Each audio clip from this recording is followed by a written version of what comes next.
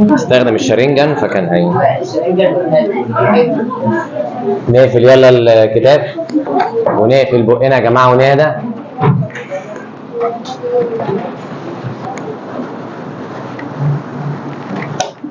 يلا بينا بسم الله. هنكمل كلامنا عن حالات الماده بصفحه لذيذه ما فيهاش تقريبا كلمه جديده، تعتبر ميزه، تعتبر بقى مراجعه شويه على اللي خدناه في اولى اعدادي، على حبه كلام اللي قلناه في الحصتين اللي فاتوا، فهتحس ان الكلام لذيذ. صفحه بحالها بيعيد ويزيد تاني في نفس الكلام، مصلحه.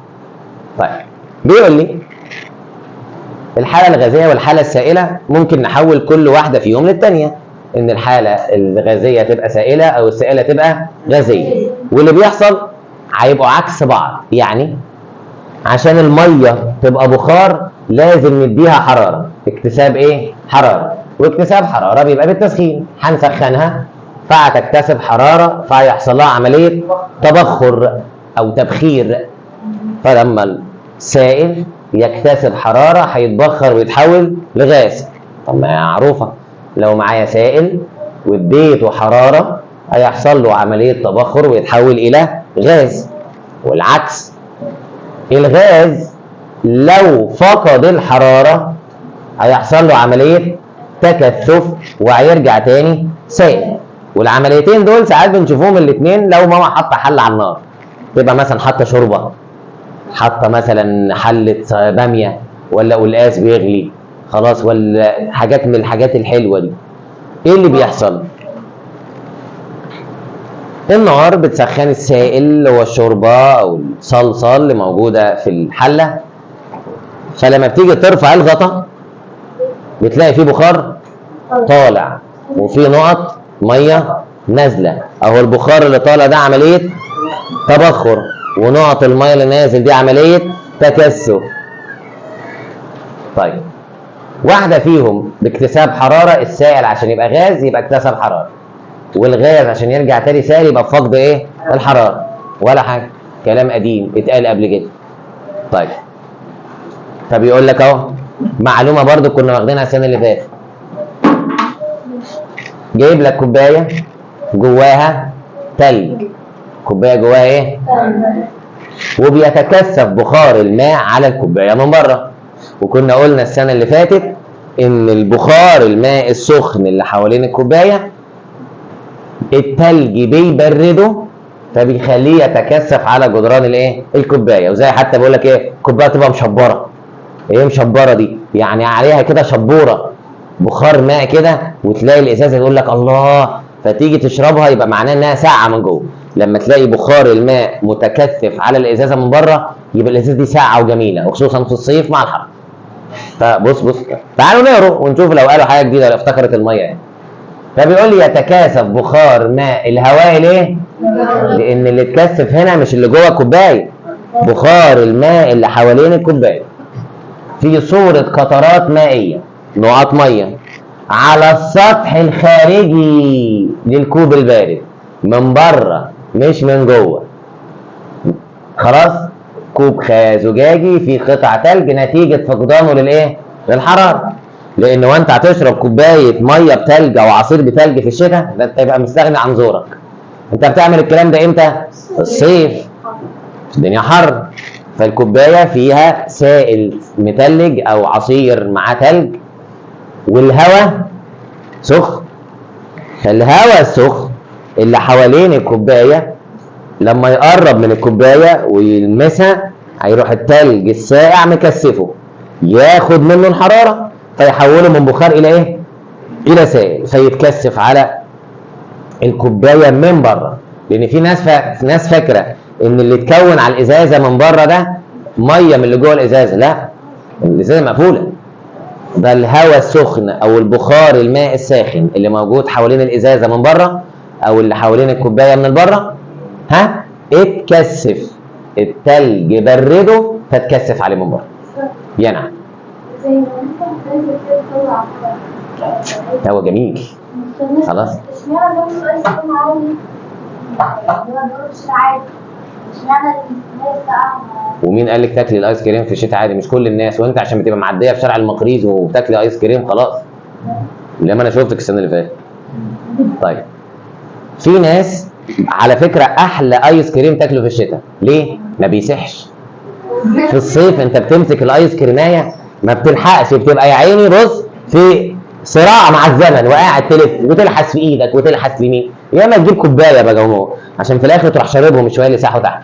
لكن ابو بسكوته ده مع ان طعمه حلو بس بتفضل يا عيني بتسيح من هنا وتسيح من هنا وتسيح من هنا، وتبقى انت ملاحق يا عيني بلسانك عامل زي الكلب اللي لسه مولود يا عيني وقاعد ياكل في عضمايه، مش ملاحق من هنا ولا من هنا. في الشتاء بقى بتلاقي الايس كريم ماسكه نفسها.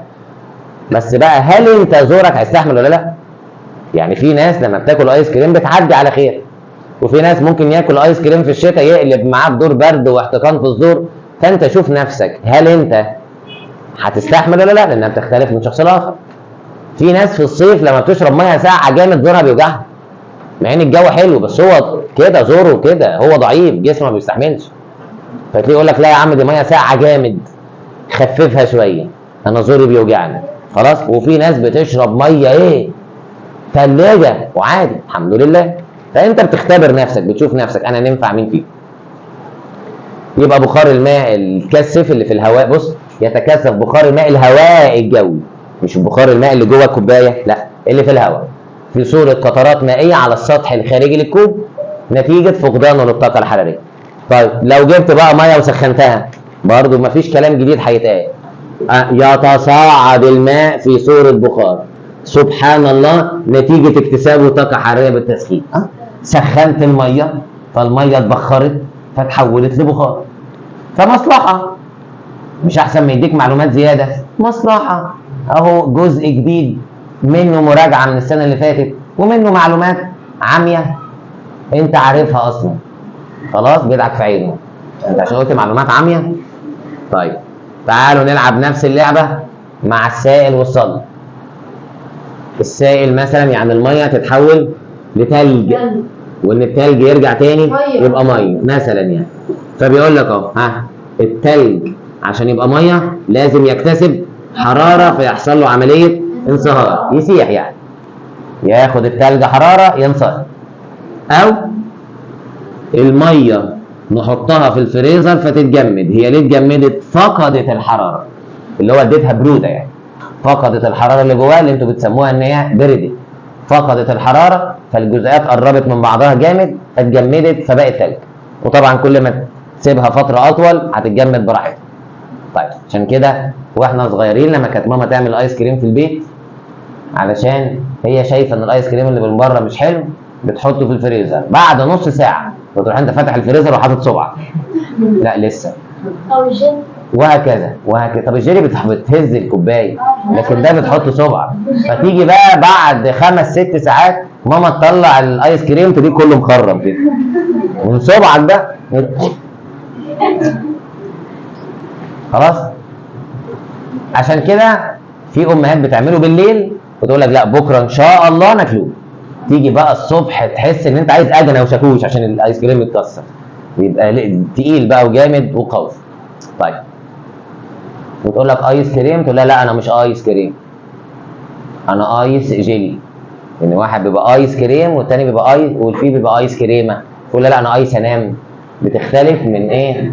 من شركه لشركه. انا ايس اروح طبعا. طيب فالتلج يبقى ميه بالانصهار والتسخين، الميه ترجع تلج بالتبريد والتجمد. فبص معلومات فظيعه. بص بيقول لك يتجمد الماء في المناطق القطبيه ليصبح ايه؟ سلام، نتيجه فقدانه للحراره. مش شيء طبيعي، الميه هتبقى جليد عشان فقدت حراره. طيب خدها مزمزين، خد سبهلله ولا ايه؟ دي وربع. مشكلتك مع الدرس التاخير يا عصايه يا جنيه. طب خدي بس تعالى صندوق وراك وخلي المستر طلعك بدري خلاص. تصيبه فهد خلاص. نفس الكلام بقى او العكس في انصهار التلج. ينصهر التلج في الاماكن يعني مش لازم نسخن التلج، مش لازم نسخن التلج. لو سبت التلجية على الرخامة هتنصهر لتصبح نتيجة يا صومالي أصلي نتيجة اكتساب حرارة من الوسط المحيط. يعني مش لازم نحطها على النار أو نحطها على ولاعة، لا، مجرد ما هتسيب التلجة كده للوسط المحيط اللي هو الجو العادي هتاخد حرارة الجو وتنصهر، هتاخد حرارة الجو وتنصهر. فكل الصفحة دي خلاص كلام قديم، بس جه تحت وقال لك يعني خلي بالك من الحتة دي، معلومة تعتبر جديدة شوية يعني. بيقول لك بخار الماء لما يفقد الطاقة الحرارية، يعني لما بخار الماء يبتدي يبرد، ايه النتيجة؟ يا اما هيظهر في صورة ضباب اللي احنا بنسميه شبورة، يا في صورة ندى ودي جت متأخر ودي اللي بينزل الصبح بدري، او سحب اللي هو سحابة. طيب يعني ايه؟ طبعا السؤال ده هيجي ما النتائج؟ يقول لك ما النتائج المترتبة على فقدان جزيئات بخار الماء الطاقة الحرارية؟ ايه اللي يحصل لما بخار الماء يفقد الحرارة؟ هتقول له هيظهر او هيتكثف في صورة ضباب او ندى او سحب. طيب تعالوا نفسر. صورة ضباب طبعا هي كل واحدة بقى بتختلف حسب درجة الحرارة والتوقيت والكمية يعني لو بخار الماء كميته كبيرة بيكون سحب وبتتصاعد في طبقات الهواء العالية وبيتكون السحب، واللي بتنزل في شكل مطر في الشتاء لما بيعدي جواها هواء بارد. في صورة ندى وده معظم أيام السنة بتنزل الصبح بتلاقي فيه قطرات من الندى، نقط مية كده على العربية إيه من فوق، بتبقى أكتر في الشتاء على أساس إن الشتاء أصلا يعني إيه بخار الماء بيبقى كتير، وتبقى أنت ماشي في الشارع والدنيا ساقعة وتعمل كده ويبقى البخار طالع باين بسبب برودة الجو. بينما الضباب اللي هي الشبورة بتبقى غالبا في الأيام اللي درجة الحرارة بتبقى فيها عالية جامد، بخار الماء بينزل قريب من سطح الأرض عشان يلطف من درجة الحرارة. شوف من رحمة ربنا يا مستر، بس البخار ده أو الشبورة دي لما بتنزل بيبقى الجو نار، أو من غير الشبورة ما تنزل الجو هيبقى أكثر حرارة، فكأن الشبورة دي بتنزل علشان تلطف الجو وايه تخلي الجو احسن كده. من رحمه ربنا بينا والحمد لله. يا نعم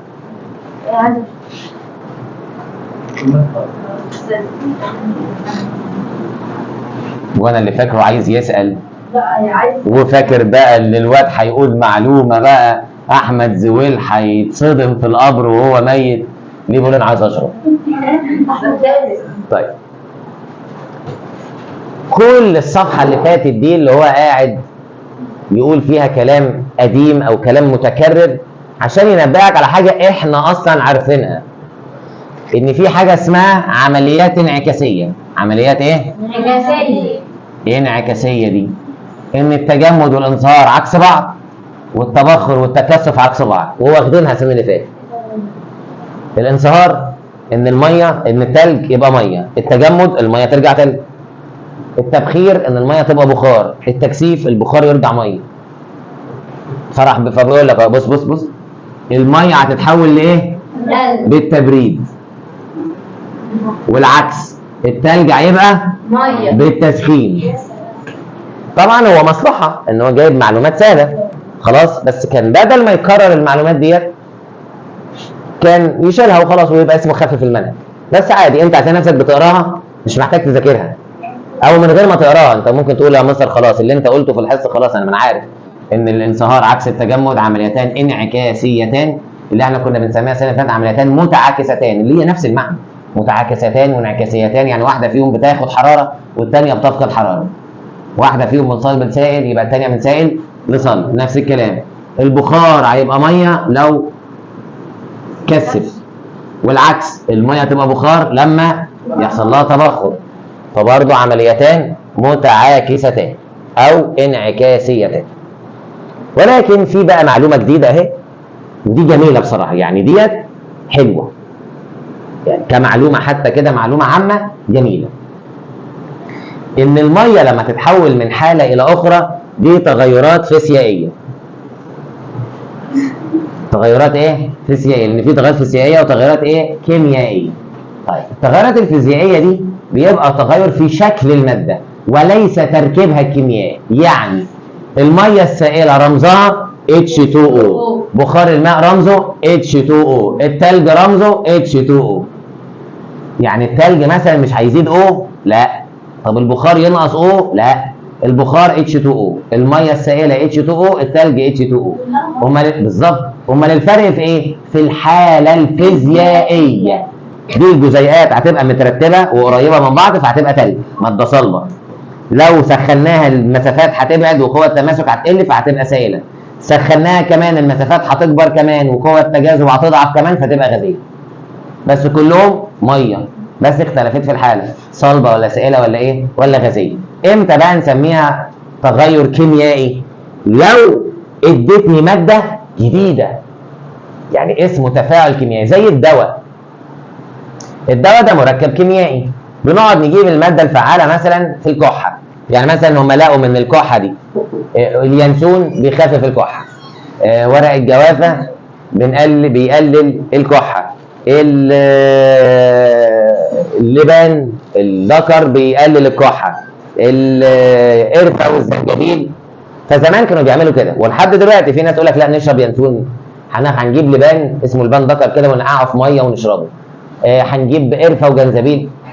ولكن عشان تشرب كوبايه كلها ينسون وانت ما بتحبش طعمه، عذاب، كل شفطه تحس ان انت. فجت فكره اللي هي ايه؟ ما ناخد الماده الفعاله من اليانسون والماده الفعاله من الزنجبيل والماده الفعاله من القرفه ونحطها في ايه؟ في علبه دواء مركزه. المعلقه الواحده كفايه، بدل ما تشرب كل ده حتى لو طعمها وحش على ايه؟ على بق واحد وتاكل بعديها اي حاجه هتعدي. حاول ما تشربش بعديها ميه. خلاص؟ يعني هي هتخففها شويه فممكن تاثر مفعولها. في ناس قالت لك بتخفف المفعول، في ناس تقول لك لا ده ما بتعملش حاجه. خليك في المضمون وكل بعديها حاجه وخلاص. اي حاجه تغير طعم بقك، حته خيار ولا حته عيش ولا اي حاجه. بس تاخد معلقه وتعدي ولا تفضل تشرب كوبايه وانت مش حابب طعمها؟ معلقه وتعدي، وان شاء الله بعديها معلقه عسل مش هيبان، على الاقل العسل مفيد. خلاص؟ بس الفكره بقت ان في ناس رافضه، يقول لك الدواء ده وخصوصا تلاقي بقى تيتا جده ممكن بابا او ماما يقول لك يا عم لا ده الدواء ده ماده كيميائيه، انا هنشرب ينسون، انا هنشرب حلبه، ده انا هنعمل ليمون سخن، انا هنعمل مش عارف ايه ونحط عليه عسل. خلاص؟ وبتختلف، في واحد بالنسبه له الدواء اهون من العصير او من المشروبات الساخنه، واحد يقول لك نشرب حاجه سخنه احسن من الدواء. في ناس ما بتحبش لا ده ولا ده، بس لما بتبقى بتكح يعني على اخرك شويه زورك هيطلق من كر الكحه بتضطر تاخد بقى دواء وامرك لله. طيب وساعات بتضطر توصل للاثنين، او كمان لو الدكتور مش فاضل الاثنين بتروح له الثلاثه. طيب العب في الاوكر. طيب يبقى بيقول لك اهو تحولات الميه من حاله لاخرى دي تعتبر تغير فيزيائي. ليه؟ اصل لا، ما تنساش لا يصاحبها تغير في تركيب الجزيئات ولا تتكون مواد جديده. فجزيئات الميه H2O هل مثلا عند تبخرها باكتساب حراره هتتحول لهيدروجين واكسجين؟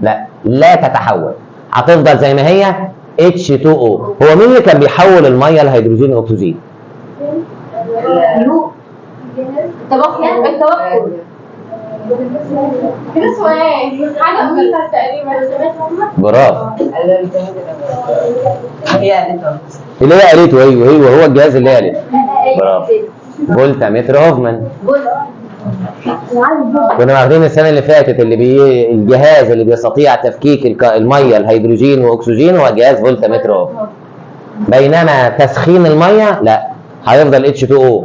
ودي من رحمه ربنا برضه، لان لو الحراره بتفك الميه يبقى الشمس لما تيجي على الانهار اللي احنا بنشرب منها هتفككها كلها، فبالتالي مش هنلاقي ميه نشربها. فكانت من رحمه ربنا ان الحراره لا تستطيع تفكيك المياه، وانما تحولها لبخار، ويجي الشتاء تروح نازله تاني، يجي الصيف تروح طالعه بصوره بخار، واللي سميناها دوره المياه المغلقه اللي في الطبيعه.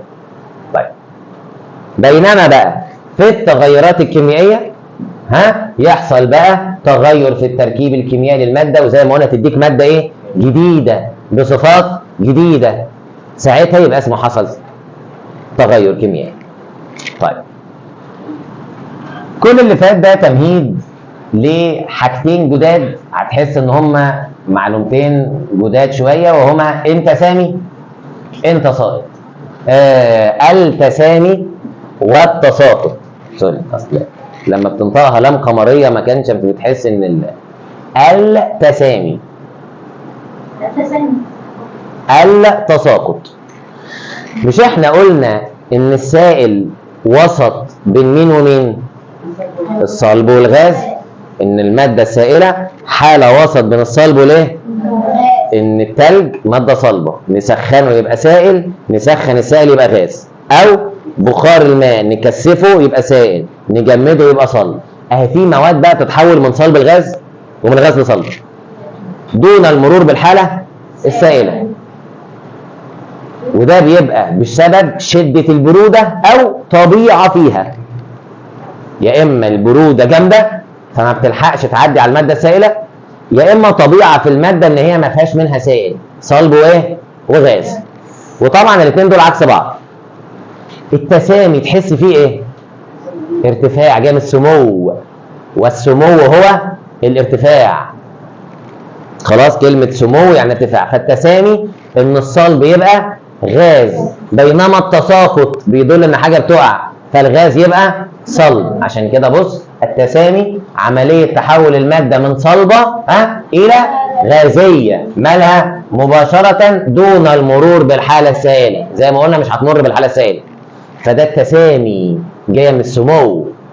بينما التساقط العكس، تحول الماده من الغاز الى صلب مباشره دون برضو المرور بالحاله السائله. يعني من صلب الغاز ده تسامي، في علو ارتفاع، الغاز يرجع صلب اسمه تساقط. ودولت حالتين جداد بقى انت اول مره تسمع عنهم. طيب اشهر مثال ليهم هو اليود. اليود ده ماده صلبه، لما جم سخنوها لقوها اتحولت لبخار، جم يبردوها رجعت صلبه. طب وفين السائله؟ مفيش. فبيقول لك اهو تسامي اليود. انت سامي اليود؟ لا، انا سامي محمود. خلاص، تسامي اليود الصلب الى بخار اليود دون المرور بالحاله السائله. ايه اللي حصل؟ جابوا انبوبه كبار وحطوا فيها يود صلب، حطوا فيها ايه؟ يود صلب. وقوم ايه يا اخويا؟ راحوا مسخنين، فلقوا ان اليود الصلب اتحول الى بخار، فراحوا جايبين حته تلج وراحوا ايه؟ حاطينها من فوق كده، ايه؟ نفسوها كده من فوق.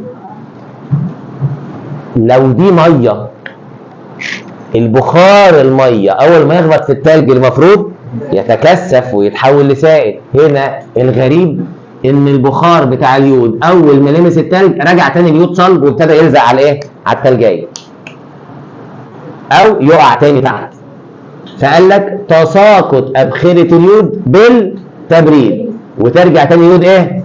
دون المرور بالحاله السائله. فاليود مفيش منه سائل، تسخنه يبقى بخار، تجمده يرجع تاني فرافيت صلب، تسخنه يرجع بخار، تجمده يرجع تاني فرافيت صلب، وهكذا. طب ما احنا عرضنا درجة الغلاية مثلا قليلة مش جامدة قوي عشان يبقى. ما هم جربوا العلماء، طالما قالوا كلمة يبقى جربوا كل درجات الحرارة وقال لك المعلومة مظبوطة. اصل دول بقى دول فاضيين. هو قال من صفر. خلاص، فهو من 80 لصفر في الحرارة ديت الصلب يبقى غاز، والغاز يرجع تاني صلب، ومن غير ما تشوف مادة سائلة. يعني لما تسخنه مش هتلاقي بقى سائل كده سايح كده، لا، الصلب فجأة يتحول لبخار. طب مش لما يلمس التلج مش المفروض يبقى نقط؟ لا، رجع تاني، يا اما فرافيت لازقه على التلج من فوق، يا اما بتتساقط كده نقط او فرافيت صلبه كده رجعت تاني. وطبعا دي حاله غريبه خاصه باليود. طيب، وحصلت في حاجه انا كنت فاكركم تعرفوها، وهي التلج الجاف. ايه التلج الجاف دي؟ يعني تلج مش مبلول، بس هم مش قصدهم كده. تلج جاف يعني تلج ما فيهوش ميه. ايه ده؟ هو ينفع نعمل تلج من غير ميه؟ ازاي؟ بثاني اكسيد الكربون. العلماء لاحظوا لو جبنا ثاني اكسيد الكربون وبردناه بيتحول لتلج. بس التلج ده هل من الميه؟ فبيسموه التلج الجاف، يعني تلج من غير ميه. بس مشكلته ان هو اول ما بيحس بحراره الجو بيطلع منه دخان ابيض. مش ده بيبقى لا غيره بس بيبقى شبهه. ده بتلاقيه كتير في الفيديوهات، يعني انت لو بتتابع شارع العلوم عارفينه؟ بيجيب بتاع مكعبايه كده ويروح يحطها جوه اناء فيه شويه ميه سخنه، او الاناء هو سخن، فاول ما يحطها يطلع له دخان كده ايه ابيض. تمام. طبعا ليه استخدامات هناخدوها بعدين، ولكن ده بيسموه التلج الجاف. سمي بالتلج الجاف لانه ما فيهوش ميه، هو عباره عن ثاني اكسيد الكربون في الحاله الايه؟ الصلبه. خلاص. طب ده ينفع نحطوه في العصير؟ عايز اقولك، يعني انت متخيل انت جبت كوبايه عصير وجبت تلج جاف حطيتها، اول ما التلج هيحس بحراره العصير هيتحول لدخان، هتبقى انت بتشرب وفي دخان طالع. ايه لا ده ما انت مش هتعرفي، يعني انا بقول لك لو ده بيبقى حاجات بقى في المعمل بتتجاب جوه علب كده تبريد معينه علشان ما يتباعش، وانت هتقعد تقول له عمو عايز تلج ناشف. درجة حرارته كام؟ درجة حرارته ده بتبقى تحت بقى خالص، تحت الصفر. فبيقول لك اهو تسامي التلج الجاف عند اكتساب طاقة حرارية من الوسط.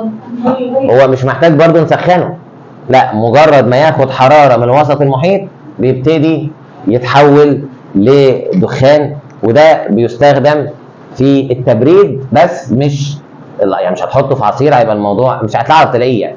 فده بيستخدم في الصناعات في المصانع عشان يبردوا المكن او يبردوا المواسير، بيحطوا عليها التلج الجاف ده ويتحول لثاني اكسيد الكربون كده دخان طالع. بس الفكره ذات نفسها غريبه ان هم يعملوا تلج من غير ميه. احنا كنا فاكرين دايما التلج ايه؟ ميه. اديك عرفت النهارده ان في تلج جاف وسمي التلج الجاف عشان كده نسبه ان هو كانه تلج ناشف يعني تلج من غير ايه؟ من غير ميه، بيبقى غاز. ما عشان كده ما هو تسامي عشان ايه؟ عشان هو في الحاله اول ما يحس بالحراره يتحول لغاز، مش هيمر بقى على السائل، مفيش ثاني اكسيد كربون سائل، فهو صلب لو يحس بالحراره يتحول لغاز زي اليود. في مكن ضغط بقى بيجيبوا ثاني اكسيد كربون وبيحطوه في مكن كده يضغطوه ويبردوه لغايه لما يتحول لقطع كده اسمها زي ما بيجيبوا الاكسجين يعبوه في اسطوانات، بيعملوا تفاعلات بينتج منها ثاني اكسيد كربون ويعبوه في اسطوانات ويضغطوه. طيب مثال تاني اللي هو العكس بقى، اللي هو ازاي البخار يرجع يتجمد. وده بتسمى مش عارف سمعتوا عنها ولا لا، حاله الصقيع. ايه حاله الصقيع دي؟ اللي هو الجو ساقع قوي.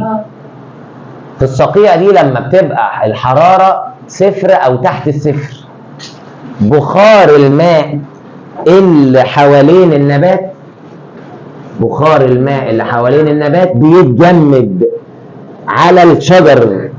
فزي ما انت شايف في الصوره كده تلاقي النباتات متجمده. البخار اللي حوالين النبات مش الميه، لان دي حاجه تانية. الميه تتجمد دي حاجه تانية، لا البخار اللي حوالين النبات يتجمد، وده بيبقى في حالات الصقيع يعني البروده الشديده. عشان كده ما شفناهاش قبل كده مباشره، لان احنا الحمد لله الجو عندنا في مصر معتدل، بغض النظر ان هم بيقعدوا يزيطوا على الفيس ويقول لك الحراره، احنا الجو عندنا معقول. هو مشكلته في الصيف الرطوبه العاليه، فبتحس ان انت بتعرق ياما خلاص، ولكن الجو عندنا اهون من دول كتير. طيب فبيقول لك اهو تكون الصقيع على اسطح المزروعات والسيارات. امتى؟ لما تنخفض حراره بخار لا اقل من الصفر.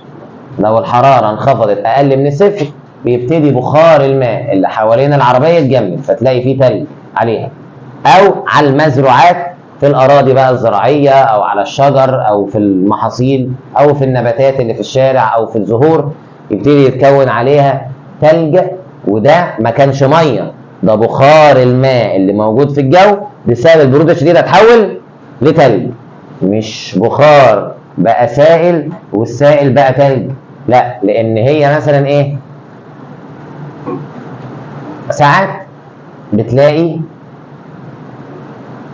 في بعض الافلام تلاقي واحد مثلا عايش في منطقه متجمده وتلاقي رموشه متجمده ودقنه متجمده وحواجبه، خلاص، دي ممكن يبقى ميه وممكن يبقى بخار، بس مش عارفين بقى هل هو وشه عليه ميه فالميه اتجمدت ولا دي بخار الماء اللي في الجو برضه اتجمد، خلاص. فلو هو بخار من الجو واتجمد على وشه يبقى دي حاله تساقط، او بخار حوالين النبات اتحول لتلج يبقى دي برضو حاله تساقط، لانها ما مرتش بالحاله السائله من صلب لغاز او من غاز لصلب، تسامي والتساقط. طيب، ودي بصراحه يعتبر معلومه جديده، احنا كنا نعتمد على الانصهار والغليان والتجمد، اكتشفنا ان في ايه؟ طيب، مخطط مش جديد، بس علشان لو جالك في الامتحان تبقى عارف تحله، او ملخص للي احنا قلناه. بص كده، السائل علشان يبقى غاز هيحصل له تبخير، طب الغاز يرجع سائل تكثف، السائل يبقى صلب تجمد، التلج يرجع سائل انصهار. دول بقى الجداد، يا من صلب الغاز، الصلب يبقى غاز يبقى تسامي جايه من السمو والارتفاع، يا اما الغاز يرجع صلب فالغاز الخفيف يبقى صلب سمي تساقط لانه كانه بيقع كده عشان الغاز خفيف ويتحول لصلب فسمي تساقط. وراح جايب لك مخطط تاني برضه ما فيهوش ولا كلمه جديده. ده مثال لماده صلبه، ده مثال اهي صلبه، ده مثال لسائله، وده مثال لغازيه. فبيقول لك الماده الصلبه عشان تبقى سائله هتكتسب حراره، يعني التلج عشان ينصهر هيكتسب حراره فيبقى سائل يعني ميه، والميه علشان تتبخر هتكتسب حراره فتبقى غاز او بخار. العكس بقى، الغاز عشان يرجع سائل هيتكثف يعني يفقد الحراره فيبتدي الجزيئات تقرب من بعض، والسائل عشان يرجع صلب هيفقد حراره فيتجمد. فما فيش برضه معلومه جديده، مجرد ايه، مخطط عشان يبين لك ان الصلب ممكن يبقى سائل وممكن يبقى غاز، او العكس، الغاز ممكن يبقى سائل ممكن يبقى صلب، بس واحده فيهم هيبقى فيها فقدان حراره، واحده فيهم هيبقى اكتساب حراره، وديت بالراحه. الصلب والسائل هتقول نفسك التلج عشان يبقى ميه بيكتسب حراره عشان كده التلج بيسيح يبقى اكتسب حراره. طب السائل يبقى بخار، السائل عشان يتبخر برضه هيكتسب حراره. طب البخار يرجع ميه، الميه تتكثف زي ما بيحصل في الشتاء المطر، لا بيبقى الجو برد يبقى احنا فقدنا حراره. طب الميه عشان تتجمد، الميه عشان تتجمد بنحطها في الفريزر يبقى برضه فقدت حراره. ودي بقى تمهيد للحصه الجايه، ولكن تعالوا نساله عليها سؤال من السنه اللي فاتت. هو جايب لك هدوم محطوطه في الشمس وبيقول لك ازاي الهدوم دي نشفت بالرغم ان درجه الهدوم ما وصلتش ل 100 كانت اتحرقت. عشان الشمس تبخر الماء الموجود على ايوه، ايه الفرق بين التبخير والغليان؟ الغليان بتبقى عند درجة حرارة معينة، ولما المواد النهرية أي درجة حرارة. مش في واحد بيتكلم؟ الغليان بتبقى عند درجة حرارة معينة، إنما التبخير بتبقى عند أي درجة حرارة. خد يلا.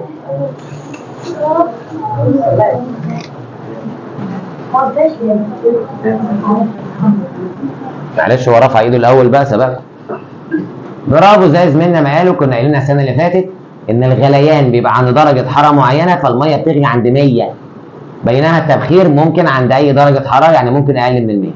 فبالرغم ان الهدوم ما بتوصلش ل 100 يكاد يكون مستحيل للهدوم تتحرق، اللي ممكن تتحرق لو وصلت ل 100، فبالتالي عند حراره اقل من 100 بتتبخر، مش بتغلي، هي الهدوم بتغلي وكنت ما نقدرش نمسكها بقى، لا هي بتوصل لدرجه تبخر معينه بس بتاخد وقت بقى عبال ما ايه؟ ما تتبخر. بينما الغليان ما بياخدش وقت، بس بيبقى محتاج بقى نار ومحتاج حراره عاليه علشان يغلي بسرعه. بينما التبخر انت ممكن تحط الهدوم في الشمس وتقعد فتره عبال ما تنشف، وخصوصا لو احنا في الشتاء لان بيبقى الشمس ضعيفه، غير في الصيف تحطيها شويه تلاقيها نشفت بسرعه. هنقف لغايه صفحه 47 لان عندنا توزيع الامتحان.